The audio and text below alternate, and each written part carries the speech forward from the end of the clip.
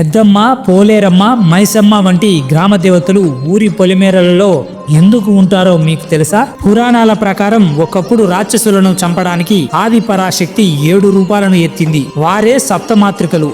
యుద్ధాల తర్వాత ప్రజలను రోగాలు, అంటువ్యాధులు, చీడపీడల నుండి ప్రజలను రక్షించడానికి అమ్మవారు ఒక్కో గ్రామంలో ఒక్కో రూపంలో స్థిరపడ్డారు. మరి గ్రామ దేవతలకు గుడులు ఎందుకు ఉండవు అని చాలా మందికి సందేహం వస్తుంది. వీరందరూ పొలిమేర దేవతలు. 4 గోడల మధ్య బంధిస్తే ఊరంతా ఎలా కనిపిస్తుంది? అందుకే అమ్మవారు ఊరిని మొత్తం చూస్తూ కాపలా కాయడానికి ఆరు బయట చెట్ల కింద ప్రకృతికి దగ్గరగా ఉంటారు.